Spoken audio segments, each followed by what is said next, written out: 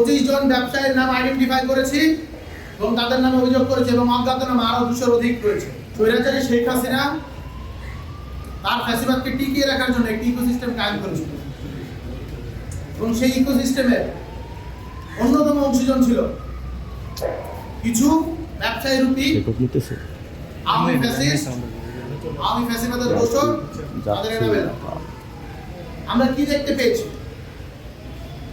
জুলাই গণঅভ্যুত্থান চলাকালে এই রক্তক্ষয়ী সময়ে যখন আমাদের ভাইদের বুকে গুলি চলছিল, আমাদের বোনদের বুকে গুলি চলছিল, তখন কিছু ব্যবসায়ী রূপী ফ্যাসিবাদী আওয়ামী দোসর তারা 22 জুলাই 2024-এ ওসমানী মিলনায়তনে স্বৈরাচারী শেখ হাসিনার ডাকে সেখানে দেখা করতে যায় এবং দেখা করতে গিয়ে তারা কনফিডেন্স দিয়ে আসে প্রয়োজনে 1 মাস ব্যবসা বন্ধ থাকবে, প্রয়োজনে তারা তাদের ব্যবসার যে ফান্ড সেগুলো শেখ হাসিনাকে দিয়ে দেবে, তাদের যা ইচ্ছা তা করবে, কিন্তু হাসিনা শুধু যা বলবে তার অপেক্ষায় তারা থাকবে। কিন্তু তারা এই যে হত্যাকাণ্ড সেটা চালিয়ে গিয়ে এই যে আন্দোলন সেটিকে অস্তমিত করতে চায় এবং তার জন্য যা যা করা দরকার তারা সেটা প্রস্তুত করছে।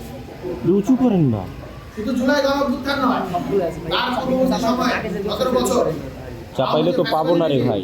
সেটি টিকিয়ে রাখা অন্যতম স্তম্ভ ছিল এই যে আওয়ামী ব্যবসায়ী রূপী ফ্যাসিবাদের এই দোসরেরা। আপনারা দেখতে পেয়েছেন 5ই আগস্ট জুলাই গণঅভ্যুত্থান পরবর্তী বিপ্লবী সময়ে আমরা কিন্তু বাংলাদেশে সাধারণ জনগণকে কমান্ড দিয়েছিলাম আপনারা কোনো প্রকার সহিংসতার দিকে যাবেন না, আপনারা বাংলাদেশের যে রাষ্ট্রীয় সম্পদ সেগুলোকে রক্ষা করুন। আমরা রাষ্ট্র পুনর্গঠনের দিকে মনোযোগী ছিলাম। আমরা চেয়েছিলাম সকল ভুল ভ্রান্তি হাসিনার পলায়নের মধ্য দিয়ে এই আওয়ামী ফ্যাসিস্ট, আওয়ামী এনাবেলার সহ ওটা বাংলাদেশের যেখানে যেখানে আওয়ামী ফ্যাসিবাদের রন্ধ্র জড়িয়ে রয়েছে সেগুলো পলায়ন করেছে। কিন্তু দুঃখের সাথে বলতে হয় এগুলো আসলে মোটেও পলায়ন করেনি, বরঞ্চ খাপটি মেরে বসে আছে, সুযোগ পেলেই তারা মাথাচাড়া দিয়ে ওঠে। আপনারা দেখতে পাচ্ছেন অনলাইনে হাজার হাজার কোটি টাকা খরচ করা হচ্ছে আওয়ামী প্রোপাগান্ডা ন্যারেটিভ প্রচার করার জন্য। আমার বোনেদেরকে, আমাদের ভাইদেরকে হ্যারাসমেন্ট করার জন্য অনলাইনে হাজার হাজার কোটি টাকা খরচ করছে এই আওয়ামী লীগেরা। এই আওয়ামী টাকায় এখনো আমার ভাই শরীফ ওসমান বিন হাদিকে গুলি করে হত্যা করা হয়।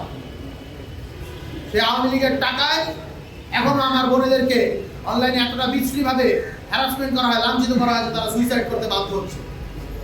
এই হাজার হাজার কোটি টাকা কোত্থেকে আসে? অবশ্যই আওয়ামী লীগ যে তাদের অর্থনৈতিক ইকোসিস্টেম রেখে গিয়েছে, ইকোসিস্টেম এখনো বলবৎ রয়েছে। অন্যথায় এই টাকা আসতো না। আপনারা দেখেছেন, নিউজ করেছেন, আপনারাই গণমাধ্যম থেকে আমরা জানতে পেরেছি এক একটা মিছিল করলে নাকি 10,000 টাকা পাওয়া যায়। মিছিলের সামনে যদি থাকে তাহলে 15,000 টাকা পাওয়া যায়।